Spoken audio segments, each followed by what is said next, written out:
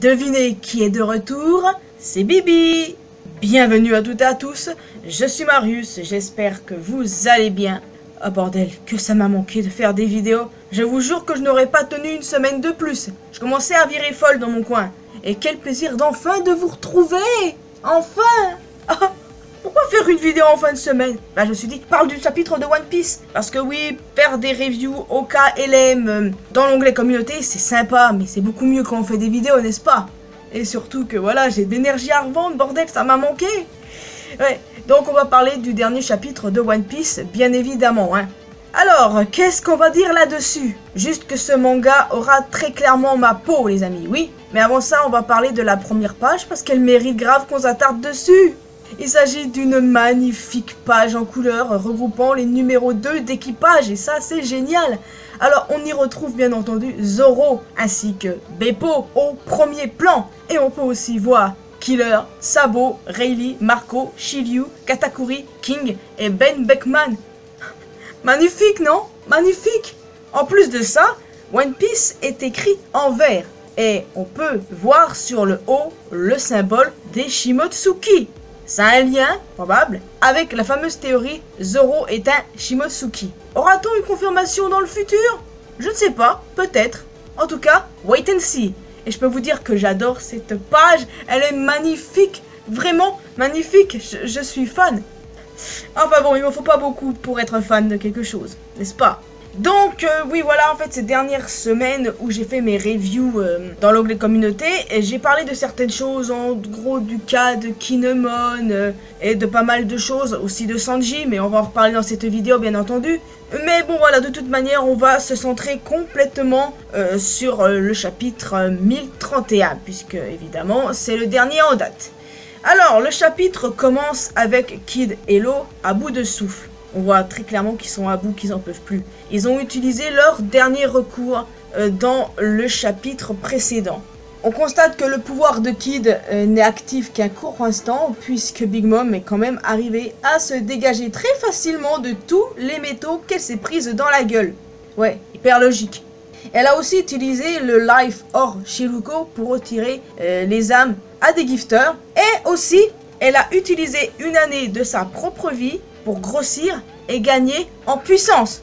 Pour le coup, ça m'a vraiment beaucoup fait penser à ce qu'avait fait Moria à Thriller Bark. Vous savez, quand il a rassemblé des ombres en lui pour devenir beaucoup plus puissant. Donc voilà, la situation est assez similaire.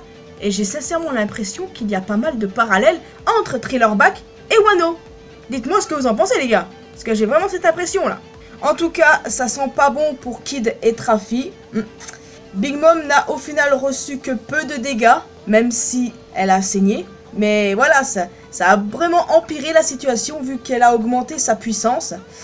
Ils sont tous les deux à bout, je ne sais pas comment ils vont faire, mais en tout cas ils ne renoncent pas.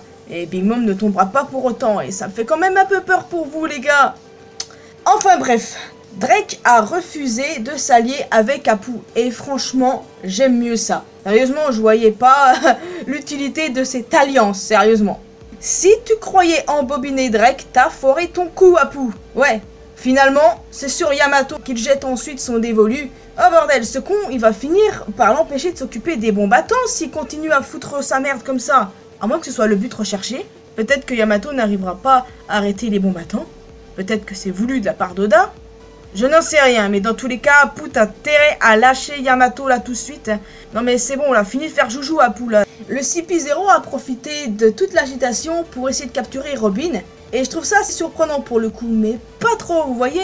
Qu'il profite de tout le bordel pour essayer de choper Robin n'est pas très surprenant quand j'y pense. D'ailleurs, Robin nous précise bien que les agents masqués sont au-dessus de tout quoi. Bon, il n'y avait aucun doute à avoir là-dessus, très clairement, hein. Mais ça fait vraiment peur, parce que clairement, Brook, il n'a aucune chance contre eux. Aucune, c'est plus qu'évident. Et je dois avouer que c'est vraiment dommage que notre squelette musicien n'ait pas eu de 1 contre 1 dans cet arc. C'est triste, mais bon, on n'y peut rien. Donc il y a moyen que le CP0 soit intercepté par quelqu'un. Les Ming qui vont pas réussir à les empêcher de quoi que ce soit, hein, même si les Ming sont forts. Non, en fait, je pense plutôt à des fourreaux rouges, genre Denjiro. On l'a pas revu depuis un petit moment, lui, donc j'aime bien l'idée. En tout cas, on verra. Et de toute façon, je peux le dire, Robin ne sera pas capturé, ça serait redondant, c'est pas possible de toute manière. Robin, pour moi, est safe. Mais voilà, il faut que quelque chose se passe pour éviter que le Cyberpole ne mette la main sur Robin. Donc quelqu'un qui va intervenir, un four rouge, je sais pas, ou bien une explosion, bref, un truc qui les empêche de faire quoi que ce soit. Je vois que ça pour le coup, on verra bien ce qui va se passer les gars. Hein. Maintenant les amis, nous allons parler de la partie la plus intéressante de ce chapitre, c'est-à-dire Sanji. Sérieusement les gars, notre Sanji aurait frappé une femme, Sanji aurait réellement fait du mal à une femme, ce qui va totalement au contraire de ses valeurs. Non, moi j'y crois pas.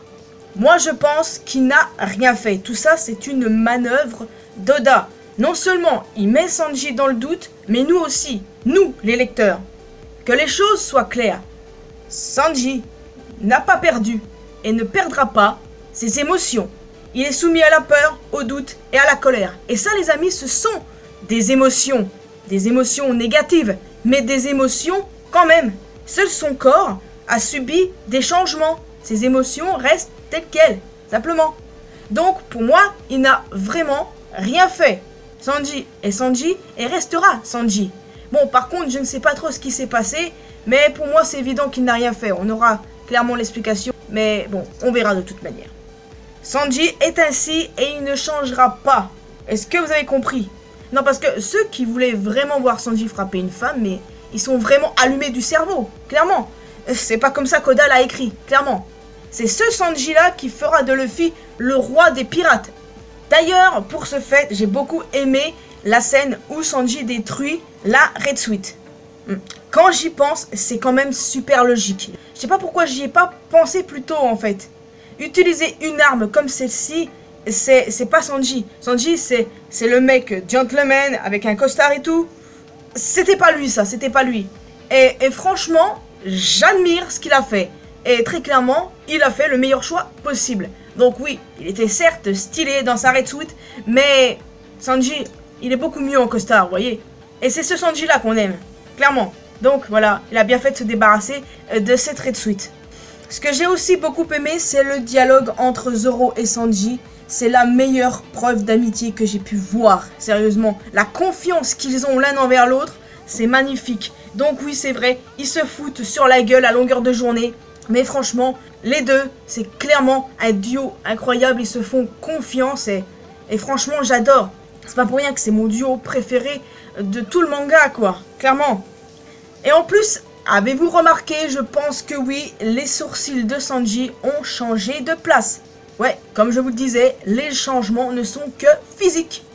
Je trouve la dernière case vraiment magnifique, sa technique est incroyable. On ne l'a pas vu depuis un moment, c'est quand la dernière fois avant ce chapitre qu'on avait vu cette technique? Je sais plus. C'était pas sur l'île des hommes poissons? Je dis peut-être une connerie, mais les amis, n'hésitez pas à m'éclairer sur le sujet. En tout cas, Queen va passer un sale quart d'heure.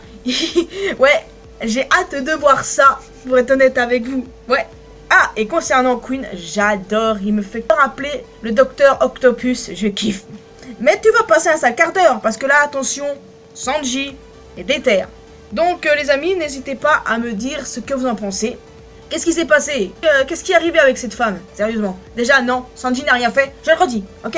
J'aime Sanji, et s'il y a encore des gens qui le détestent, c'est que vous avez rien compris au personnage, rien compris à la façon dont Oda l'a écrit, l'a fait évoluer depuis des années. Vous n'avez absolument rien compris à comment le personnage est, quoi. Sérieusement, Sanji, c'est Sanji. Si le personnage venait à changer, c'est comme si Luffy changeait aussi. Merde, c'est quoi, c'est pas possible pour lui qu'il change, vous avez compris? Donc voilà, j'ai hâte de voir la suite. Je pense qu'on risque de se centrer sur quelque chose d'autre maintenant. Mais de toute manière, sachez une chose, c'est que Sanji, il a augmenté dans mon top de mes personnages préférés. Parce que oui, déjà de base, j'adore Sanji, mais ce chapitre me l'a encore plus fait kiffer, quoi. Donc voilà, n'hésitez pas à me dire ce que vous en pensez. Et aussi, qu'est-ce qui s'est passé avec cette femme? Certains disent que ça a une illusion de Black Maria ou quelque chose d'autre. Bref, n'hésitez pas à m'en parler dans les commentaires. En tout cas, je suis super contente de vous avoir retrouvé. Ouais, franchement, ça m'a manqué de faire des vidéos. Donc voilà les amis, je pense que je vais vous laisser ici, j'ai absolument tout dit.